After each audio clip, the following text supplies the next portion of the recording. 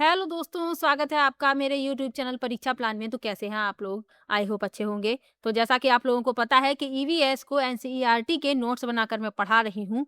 ये 20वां क्लास है और ये आज लास्ट क्लास है, यानी आज ईवीएस कंप्लीट हो जाएगा। Class third, class fourth, class fifth तीनों के नोट्स मैंने 20 वीडियो में कंप्लीट करा दिए हैं। ज़्यादा बड़े-बड़े वीडियो भी नहीं हैं, छोटे-छोटे वीडियो हैं। आज जो लेसन बचे हुए हैं क्लास 5th के, उनको भी मैं कंप्लीट करवा दूँगी। तो चलिए वीडियो को शुरू करते हैं। वीडियो देखने के बाद यदि आपको अच्छा लगे, हेल्पफुल लगे, तो वीडियो को लाइक और शेयर कीजिएगा और यदि आप चैनल पर नए हैं, तो चैनल को सब्सक्राइब कर लीजिए। और मैंने प्लेलिस्ट बना दी है, वहाँ पर आपको सभी वीडियो एक साथ मिल जाएँगी। तो चलिए आज के वीडियो को शुरू करते हैं। पिछले वीडियो में पार्ट 20 तक कंप्लीट किया था। पिछले वीडियो में पार्ट 19 तक कंप्लीट किया था। आज 20, 21, 22 3 लेसन बचे हुए हैं। क्लास 5th की बुक में 22 लेसन है, तो 3 लेसन बचे हुए हैं जो अभी कंप्लीट हो जाएंगे इसी वीडियो में। तो पार्ट 20 है किसके जंगल। तो सूर्यमणि, इन्हें जंगल की बेटी कहा जाता है, तो इनके बारे में बताया गया है। सूर्यमणि झारखंड की रहने वाली हैं, जो झारखंड के कुड़ुक आदिवासी समाज से संबंध रखती हैं। सूर्यमणि के पिता छोटी सी सूर्यमणि के पिता की छोटी सी खेती है। उनका पूरा परिवार पास वाले जंगल से जड़ी बूटी इकट्ठी करके बाजार में बेचता था। उनकी माँ बांस की टोकरी और गिरे हुए पत्तों से पत्तल बनाकर बेचती थी। तो ये आदिवासी समाज से संबंध रखती हैं। इनके पिता के पास छोटी सी खेती थी, उसी से इनका गुजारा होता था। इनकी माँ जो है बांस की टोकरी और गिरे हुए पत्तों से पत्तल बनाती थी और जो परिवार के अन्य लोग थे वो जड़ी बूटी इकट्ठी करके बाजार में बेचकर गुजारा करते थे। आगे बढ़ते हैं। सूर्यमणि ने स्कॉलरशिप प्राप्त करके बीए पास किया। कॉलेज में उनकी मुलाकात वासवी दीदी से हुई, जो एक पत्रकार थी।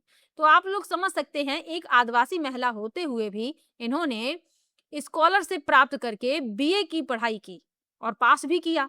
और कॉलेज जब पहुंची तो इनकी मुलाकात हुई वासवी दीदी से, जो एक पत्रकार थी। सूर्यमणि ने वासवी दीदी के साथ मिलकर जंगल बचाओ, झारखंड जंगल बचाओ आंदोलन का काम किया। और ये आपको याद रखना है, झारखंड जंगल बचाओ आंदोलन का इन्होंने काम किया। किसके साथ मिलकर? वासवी दीदी के साथ मिलकर, जो एक पत्रकार थी। इन्हें आप देख सकते हैं, ये है सूर्यमणि जी। चलिए आगे बढ़ते हैं। सूर्यमणि ने 21 वर्ष की उम्र में वासवी दीदी के साथ मिलकर एक केंद्र खोला और इसका नाम रखा तोरांग। तो 21 वर्ष की उम्र में इन्होंने एक केंद्र भी खोला और इसका नाम रखा इन्होंने तोरांग। एक प्रश्न पूछ लिया जाता है कि कुड़ुक भाषा में तोरांग का अर्थ क्या है? तो कुड़ुक भाषा में तोरांग का अर्थ जंगल होता है। तो ये आप साथ में याद रखिएगा, क्योंकि इससे संबंधित प्रश्न पूछा जा चुका है पहले। चलिए आगे बढ़ते हैं। कुछ और महत्वपूर्ण तथ्य आपको याद रखने हैं। जंगल अधिकार कानून इंपॉर्टेंट है आपके लिए। तो यह कानून आदिवासियों को जंगल पर उनका हक दिलाता है, जो लोग कम से कम 25 वर्षों से जंगल में रह रहे हैं। अब ये मैंने इसलिए हाईलाइट किया है, पहले ये जब प्रश्न पूछा गया तो प्रश्न में दिया गया था कि जंगल अधिकार कानून के बारे में कौन से कथन सत्य हैं, और 25 की जगह 15 कर दिया गया तो लोग कंफ्यूज हो गए। 15 वर्ष नहीं है, 25 वर्ष है। तो जो लोग 25 वर्षों से जंगल में रह रहे हैं, उनका वहां के जंगल और पैदा होने वाली चीजों पर हक है, यानी अधिकार है।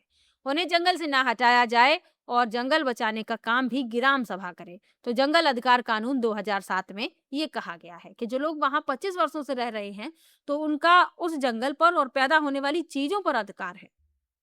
चलिए आगे बढ़ते हैं। मिजोरम में खेती की लॉटरी। इसी लेसन में बताया गया है कि मिजोरम में किस प्रकार खेती की लॉटरी की जाती है। तो जमीन को साझा मानकर सब लोगों को बारी बारी उस जमीन पर खेती करने का मौका मिलता है। बांस के सुंदर बर्तन में पर्ची रखी जाती है और उनमें से एक पर्ची को निकाला जाता है। एक टीन बीज जितनी जमीन में बोया जाता है, उसे एक टीन जमीन कहा जाता है।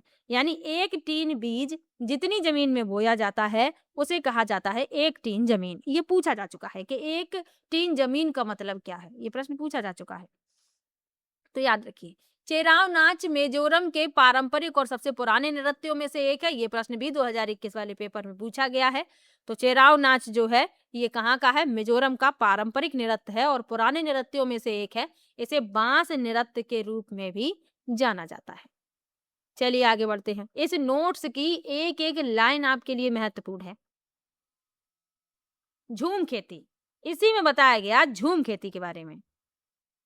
तो यह खेती भारत के उत्तर पूर्वी क्षेत्र में प्रचलित है। उत्तर पूर्वी जो क्षेत्र है वहां पर की जाती है झूम खेती। इसमें असम, मणिपुर, मिजोरम, नागालैंड आदि राज्य शामिल है। एक फसल को काटने के बाद जमीन को कुछ साल तक ऐसे ही छोड़ दिया जाता है, उसमें खेती नहीं की जाती। इस जमीन पर जो बांस या खरपतवार उगाता है उसे उखाड़ते नहीं बल्कि गिराकर वहीं जला दिया जाता है। जो राख मिलती है उसे जमीन में ही मिला दिया जाता है क्योंकि राख खाद का काम करती है। तो झूम खेती के बारे में याद रखना है कि इस पर हल नहीं चलाया जाता। जो बांस या खरपतवार उगाता है उसे उखाड़ कर वहीं गिराकर वहीं जला दिया जाता है। जो राख मिलती है उसे जमीन में ही मिलने दिया जाता है क्योंकि ये राख खाद का काम करती है। यहाँ पर आप झूम खेती का एक चित्र भी देख सकते हैं। इस तरीके से ये जला दिया जाता है खरपतवार वगैरह और इस पर खेती की जाती है। कोई हल नहीं चलाया जाता है। जमीन को जोता नहीं जाता बल्कि मिट्टी को हिलाकर यानी कि किसी यंत्र से उसको खोद वगैरह दिया जाता है, हिला दिया जाता है, इधर उधर पोली कर ली जाती है और उसी में बीज छिड़क दिए जाते हैं। एक ही खेत में सब्जियां, मकई, धान बो दिए जाते हैं। फसल के समय भी अनचाही घास को उखाड़ते नहीं बल्कि गिराकर मिट्टी में ही मिलने दिया जाता है। फसल पकने पर त्योहार मनाया जाता है। तो ये झूम खेती का आप दृश्य भी देख सकते हैं। इसी तरीके से खेती की जाती है और एक साथ कई फसलें भी उगा ली जाती हैं। फिर जब फसल तैयार हो जाती है तब इस भूखंड को छोड़ दिया जाता है, किसी दूसरे भूखंड पर इसी तरीके से खेती की जाती है। चलिए आगे बढ़ते हैं।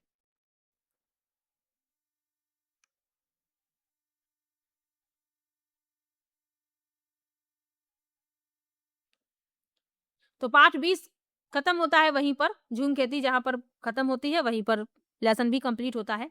अब पाठ 21 है मटर के पौधे पर प्रयोग और ये प्रश्न भी पूछा गया है कि मटर के पौधे पर किसने प्रयोग किया? तो ग्रेगोर मेंडल ने। तो ग्रेगोर मेंडल का जन्म 1822 में एक गरीब किसान परिवार में हुआ था। ये ऑस्ट्रिया के रहने वाले थे। इन्हें पढ़ने का शौक था पर ये परीक्षा से डरते थे। यानी पढ़ने का तो बहुत शौक था लेकिन एक फोबिया था, परीक्षा से डर लगता था इन्हें। यूनिवर्सिटी की पढ़ाई के पैसे ना होने के कारण इन्होंने एक मठ में रहकर यानी मंक बनने का सोचा। एक मठ में रहकर इन्होंने सोचा कि यूनिवर्सिटी पढ़ाई के पैसे तो नहीं है तो एक मठ में रह लेते हैं और वहीं पर मंक यानी मुनि बन जाएंगे ताकि आगे की पढ़ाई का भी मौका मिल सके। 7 साल तक मठ के बगीचे में 28,000 पौधों पर इन्होंने बारीकी से प्रयोग किए, ढेरों आंकड़े एकत्रित किए और एक नई बात खोज निकाली। जो खोज इन्होंने की थी उस समय के वैज्ञानिकों को समझ ही नहीं आई थी। मेंडल के मरने के बाद वैज्ञानिक उनके प्रयोग को समझ पाए। अब जब इन्होंने खोज की, लोगों को बताया तो लोग इनकी बात को समझ ही नहीं पा रहे थे।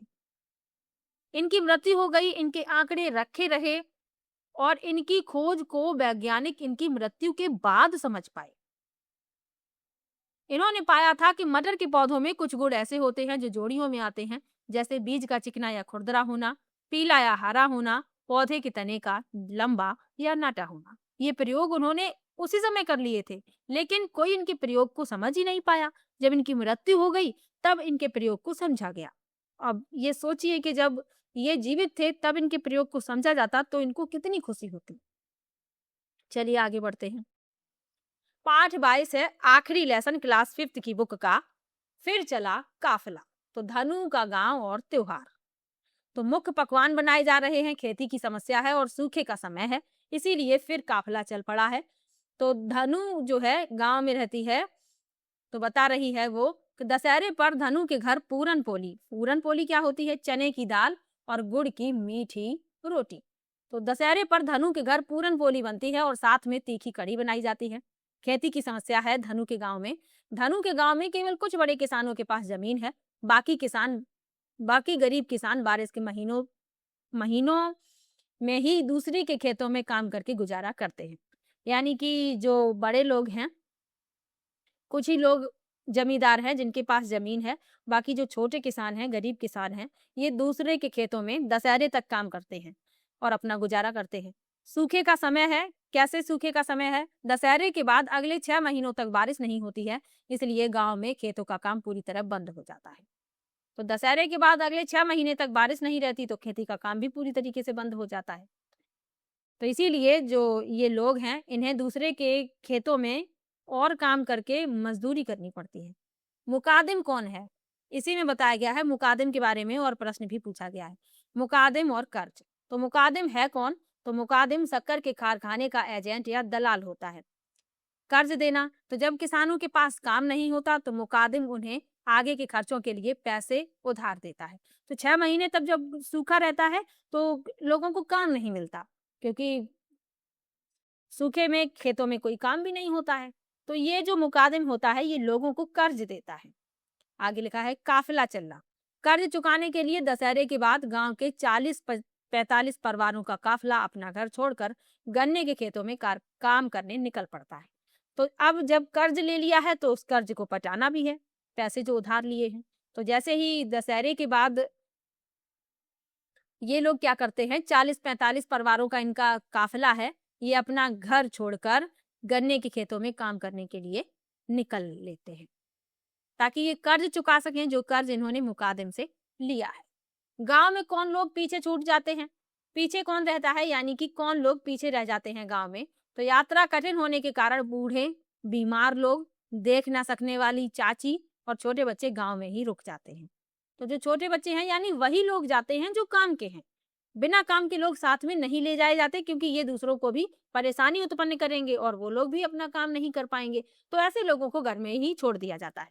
धनु जैसे कई बच्चे 6 महीने तक स्कूल नहीं जा पाते, जिससे उनकी पढ़ाई पूरी तरह छूट जाती है।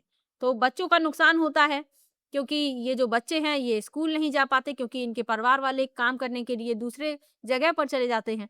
तो बच्चे जो है स्कूल नहीं पहुंच पाते, तो इनका पढ़ाई का बहुत नुकसान होता है। गन्ने के खेतों में कठिन जीवन है। अब ये लोग वहां पर काम करने के लिए जाते हैं तो वहां भी इन्हें कठिनाइयों का सामना करना पड़ता है। घर यानी कारवां, तो ये लोग गन्ने के खेतों और शक्कर के कारखानों के पास गन्ने के सूखे पत्तों और रस निकले गन्नों से अस्थायी झोपड़ियां बनाकर रहते हैं। अब ये अपना घर छोड़कर आए हैं तो ये अस्थायी घर बनाते हैं रहने के लिए, जिसे कारवा कहते हैं। दैनिक कार्य क्या है इनके? पुरुष सुबह अंधेरे में उठकर गन्ने काटते हैं, बच्चे और महिलाएं गन्नों के गट्ठर बांधते हैं।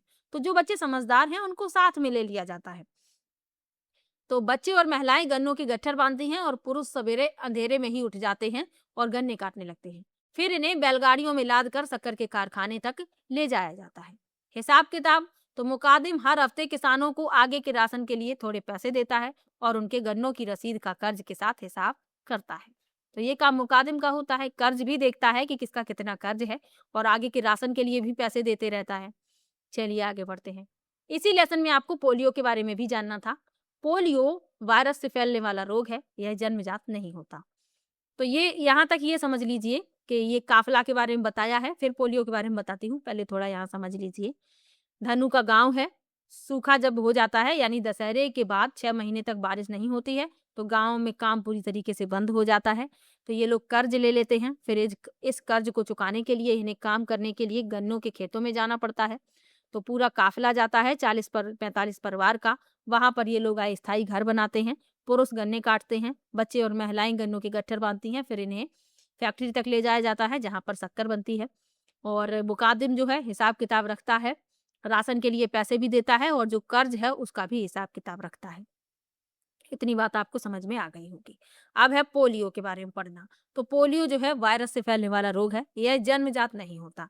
ऐसा नहीं है किसी को जन्म से ही पोलियो हो, नहीं, ये जन्म से नहीं होता है बल्कि ये वायरस से फैलता है। पोलियो की वैक्सीन की खोज जोनास साल्क ने की थी। तो ये आपको याद रखना है, पोलियो की जो वैक्सीन थी इसकी खोज की थी जोनास साल्क ने। और डॉक्टर अल्बर्ट साविन द्वारा विकसित पोलियो वैक्सीन मौखिक पोलियो वैक्सीन है, जिसे ओपीवी कहा जाता है। तो जो पोलियो की वैक्सीन मौखिक है यानी जो 2 बूंद पिलाई जाती थी पोलियो की, बच्चों को अभी भी पिलाई जाती हैं, तो वो जो है मौखिक वैक्सीन होती है। ओपीवी जिसे कहते हैं ओरल पोलियो वैक्सीन। यहाँ पर आप ये देख सकते हैं, पोलियो पिलाया जा रहा है बच्चों को, 2 बूंद जिंदगी की। तो पोलियो की खुराक दी जाती है ताकि बच्चे जो हैं पोलियो से ग्रसित ना हों। वायरस से ये फैलता है, तो ये आपको याद रखना है।